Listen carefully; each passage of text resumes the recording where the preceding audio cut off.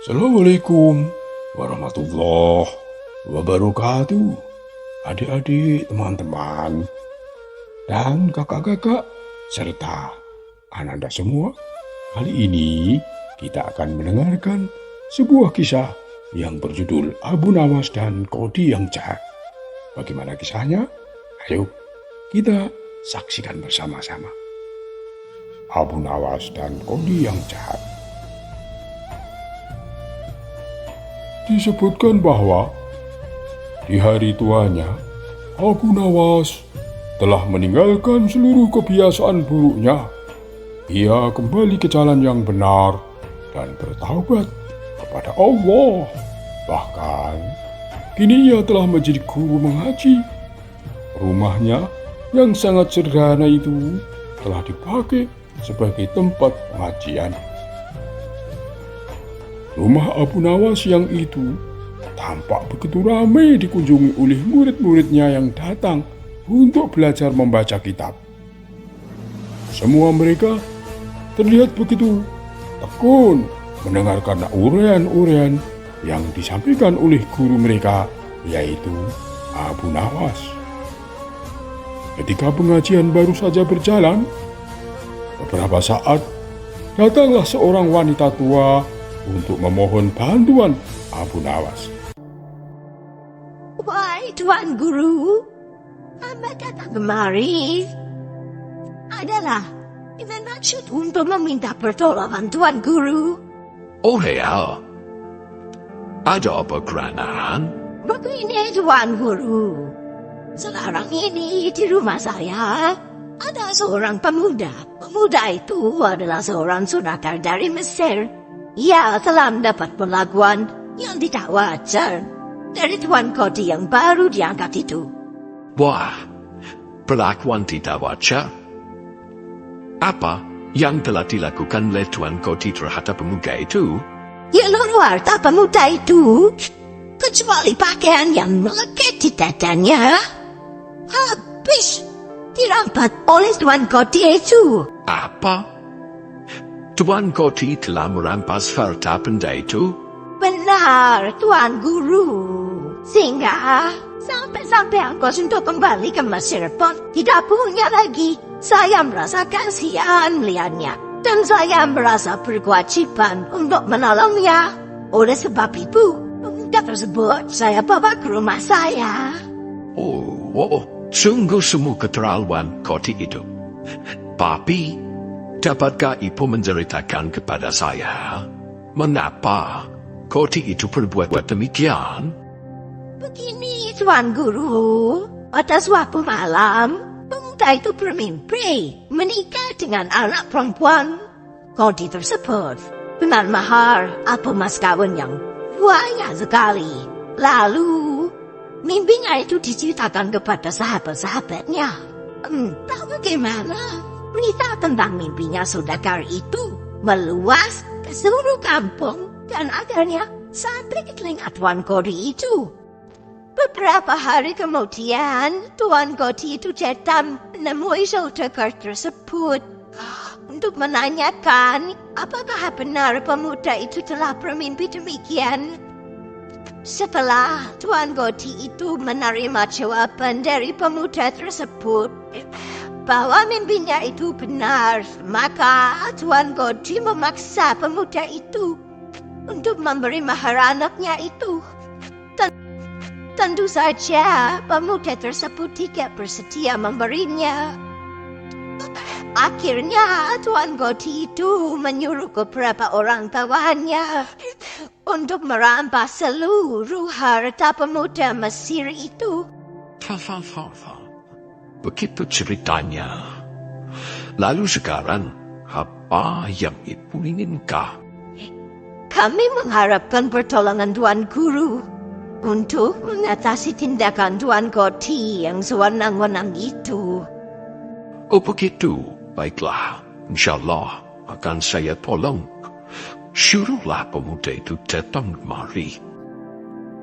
Tak lama sesudah wanita itu pulang, pemuda itu telah sampai pula di rumah Abu Nawas.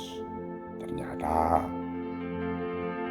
cerita pemuda itu sama dengan apa yang disampaikan oleh wanita tadi. Dapatkah kau katakan seperti itu juga di hadapan Raja Harun al-Rashid? Baik. Ya, akan apa katakan seperti itu juga di hadapan Raja Harun al-Rashid. Baiklah, sekarang pulanglah Anda dahulu. Besok pagi kita akan datang ke istana untuk menghadap Raja. Setelah pemuda itu pulang, Abu Nawas kembali menemui murid-muridnya. Sampai di situ saja dahulu kemajuan kita untuk hari ini. Simpanlah kitab-kitab kalian itu dan pulanglah ke rumah masing-masing. Kemudian catatlah kalian bacaku malam ini dengan membawa alat-alat seperti cangkul, linggis, kampak, bakul, dan batu. Kata Abu Nawas, muridnya. Maka pulanglah mereka ke rumah masing-masing. Di sepanjang perjalanan, mereka saling bertanya karena tidak memahami apa maksud dari perintah gurunya itu. Karena pernahnya guru kita itu menyuruh kita seperti ini.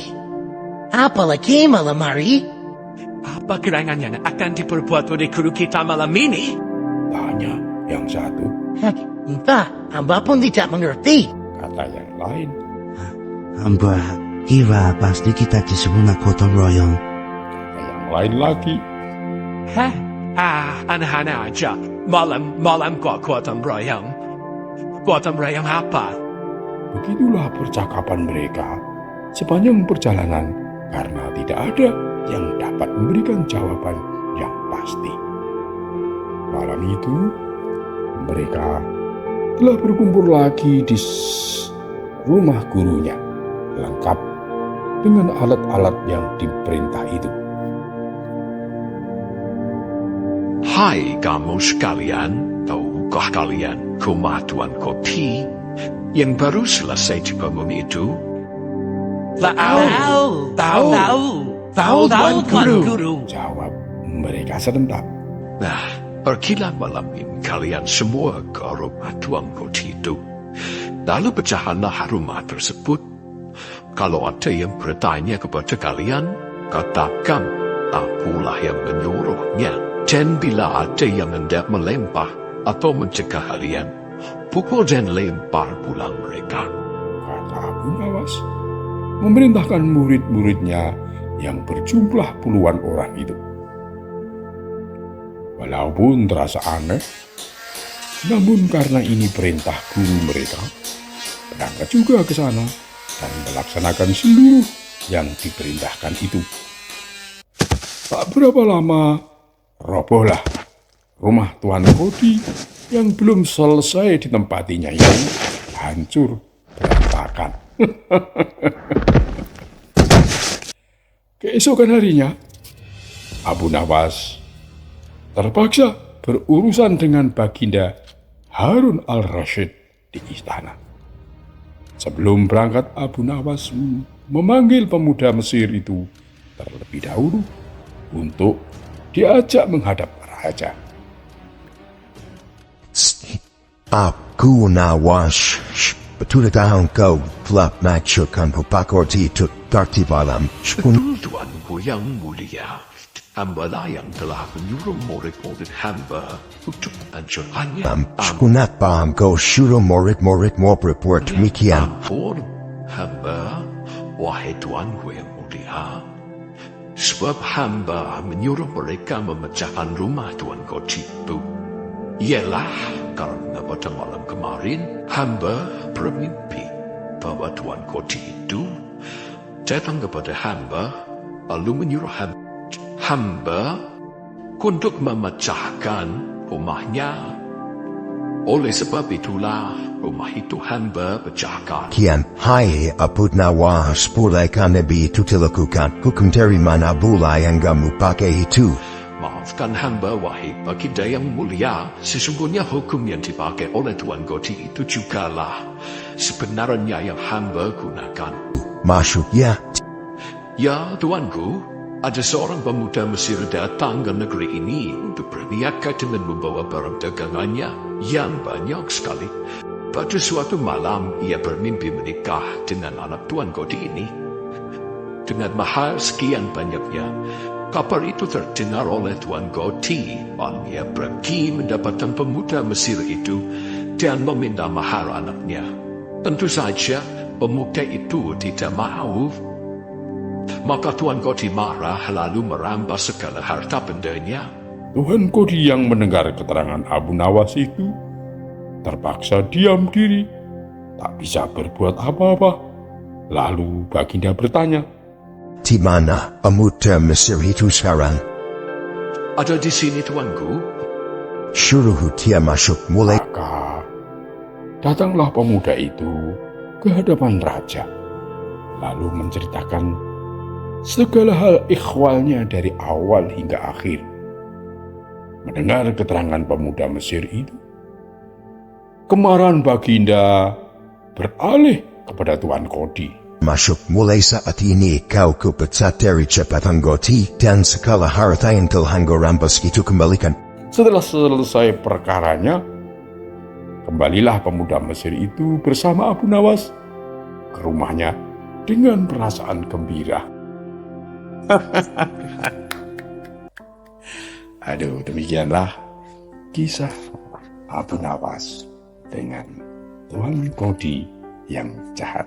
Dari kisah ini dapat kita ambil hikmahnya bahwa perbuatan seorang pemimpin akan ditiru oleh anak buahnya. Jika pemimpin berbuat baik, maka anak buahnya juga akan berbuat baik. Sebaliknya, jika pemimpin berbuat jahat, maka anak buahnya juga akan melakukan kejahatan. Pepatah mengatakan, guru kencing berdiri, anak kencing sambil berlari.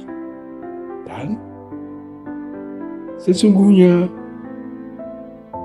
perbuatan pemimpin itu adalah tauladan bagi rakyat yang ia pimpinnya. Oleh karena itu, seorang pemimpin harus berbuat sesuai dengan aturan yang berlaku. Demikian kisah dari Abu Nawas dan Goti yang jahat. Semoga kita dapat berjumpa kembali di kisah-kisah yang lebih seru. Dadah.